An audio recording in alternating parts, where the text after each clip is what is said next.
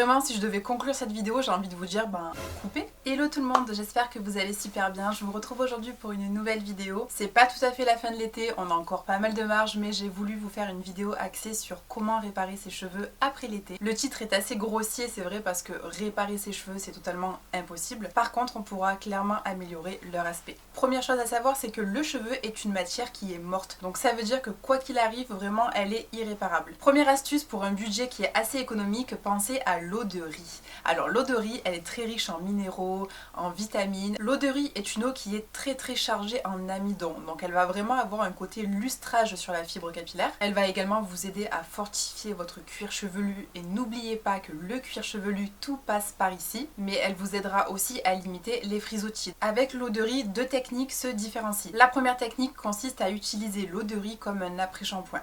Alors là, on est sur une technique qui est un peu plus rapide, un petit peu moins riche en nutriments, mais qui est très efficace également. Si vous n'avez pas les cheveux trop abîmés, mais que vous avez envie un petit peu de retrouver du peps, un peu de tonus, un joli brillant sur les cheveux, n'hésitez pas à faire cette technique-là. Elle consiste simplement à mettre votre riz avant cuisson dans de l'eau qui est froide. Vous la laissez un petit peu pendant 10 à 15 minutes et après vous faites cuire votre riz. L'eau qui vous aura servi à laisser tremper votre riz, c'est celle-ci qu'il faudra utiliser en tant qu'après-shampoing. Donc sous la douche, vous la passez comme un après-shampoing, vous la laissez couler le long des cheveux du haut jusqu'en bas, vous lavez le corps comme vous faites d'habitude et puis vous rincez. La deuxième version de l'eau de riz, c'est de l'utiliser en tant que masque. Alors là, ce que je vais vous conseiller, c'est de justement utiliser l'eau de cuisson de votre riz. C'est-à-dire que ce n'est pas l'eau qui a servi à tremper votre riz, il s'agit bien de l'eau de la cuisson qui, du coup, avec la chaleur, a énormément libéré les nutriments du riz et c'est celle-ci qu'il faudra garder. L'eau de riz va avoir un petit côté alourdissant sur le cheveu, c'est tout à fait normal. Elle est très riche en amidon, elle est chargée en minéraux, ce qui va faire que ça va forcément vous détendre un petit peu la boucle. Si vous avez fait beaucoup d'eau de riz et que vous ne voulez pas gaspiller, que vous savez que vous allez vous en resservir, n'hésitez pas à la mettre au réfrigérateur, à peu près une semaine, ça se conserve plutôt bien. Deuxième astuce, c'est de faire des masques aux protéines. Les protéines sont vos amis, surtout si vous avez des cheveux abîmés, fragilisés, que vous voyez qu'il y a comme des petites brèches dans vos cheveux. Eh bien les protéines vont se coller à ces petites brèches et du coup elles vont vous permettre de regagner un petit peu une boucle en bonne santé. Ça va venir se coller aux endroits où il y en a besoin et sachez que le cheveu a besoin de protéines. Alors attention, vous le savez, je vous en ai déjà parlé, l'équilibre hydratation protéines, il faut qu'il soit absolument égal. Si vous faites trop de masques aux protéines, vous allez complètement dessécher vos cheveux. Et si à l'inverse, ils sont bien hydratés mais qui manquent de protéines, votre boucle aura du mal à se former si vous êtes bien sûr une curlière. Et puis sinon, pour les personnes qui ont les cheveux lisses, c'est exactement le même principe. Vos cheveux seront moins forts, moins élastiques et c'est tout ce qu'on n'aime pas. Les masques aux protéines, vous en retrouverez dans pas mal de marques différentes. Essayez de prendre des marques assez naturelles, sans trop de silicone. Ça va vraiment alourdir votre cheveu. C'est pas du tout bénéfique ni pour vous ni pour l'environnement. Mais je peux vous garantir que les masques aux protéines vont vraiment vous aider après l'été pour réparer vos cheveux. Je vous montre tout de suite ma recette à moi que j'aime bien faire justement quand je sens que mes cheveux en ont besoin. C'est parti, je vous laisse avec la vidéo.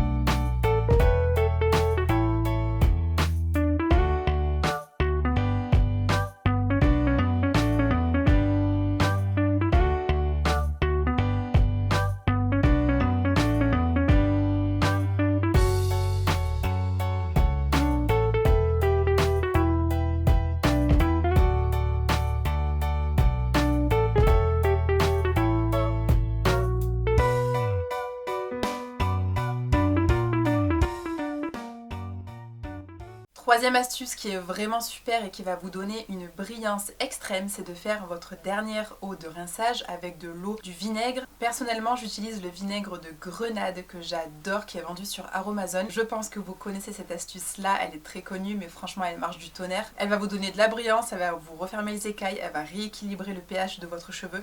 C'est juste parfait, surtout si vous avez une eau à la maison qui est assez alcaline. La quatrième astuce, c'est pour moi l'astuce la plus intéressante de cette vidéo parce que je vais vous parler du henné neutre. Donc n'ayez pas peur, ce n'est pas le henné naturel, c'est le henné neutre qui ne colore pas les cheveux. Le henné va vraiment vous aider à retrouver du tonus. Il va vous aider à tonifier votre cheveu. Si vous avez des cheveux bouclés, vous allez perdre un petit peu en boucle, mais c'est très léger, c'est simplement parce que du coup ça va vous alourdir le cheveu, du fait que le henné va se fixer autour du cheveu et former une genre de protection assez épaisse. Donc pour moi c'est vraiment l'astuce la plus intéressante, sachant que le henné, depuis que j'en fais, à chaque fois que je le fais on me dit waouh tes cheveux, qu'est-ce que t'as fait?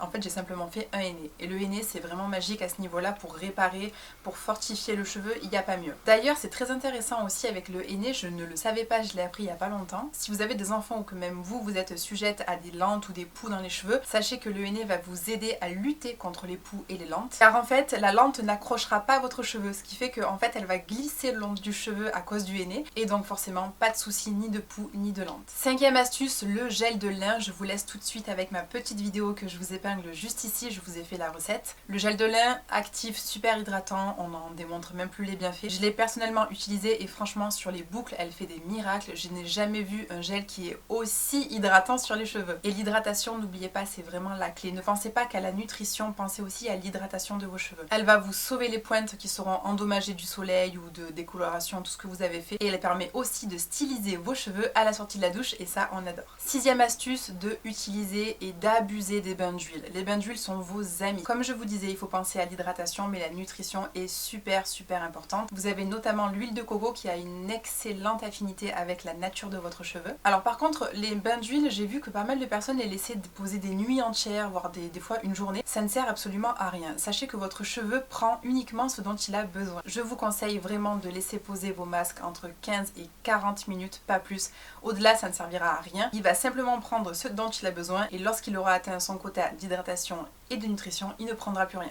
Donc votre masque ne servira à rien au-delà de 40-45 minutes. Et la septième astuce, la dernière, et j'ai envie de vous dire peut-être l'une des plus importantes, c'est de couper vos cheveux. N'oubliez pas que des cheveux sains sont des cheveux qui sont coupés régulièrement. Vous n'avez pas besoin de couper des centimètres et des centimètres, mais pensez tous les mois à enlever un tout petit peu et un tout petit peu. Vous aurez toujours une pointe nickel, vous n'aurez pas de fourche qui remonte, et donc forcément de super cheveux. Et très honnêtement, visuellement, ça ne se voit pas. Et voilà, on arrive à la fin de cette vidéo. J'espère qu'elle vous a plu. J'espère vous avoir aidé à trouver quelques solutions justement pour régler un petit peu vos problèmes de cheveux à cause du soleil, de la mer, de l'été. N'hésitez pas à me laisser un petit like sous cette vidéo si vous l'avez aimé. Moi je vous retrouve très vite dans une prochaine vidéo dimanche à 10 h. Bye bye.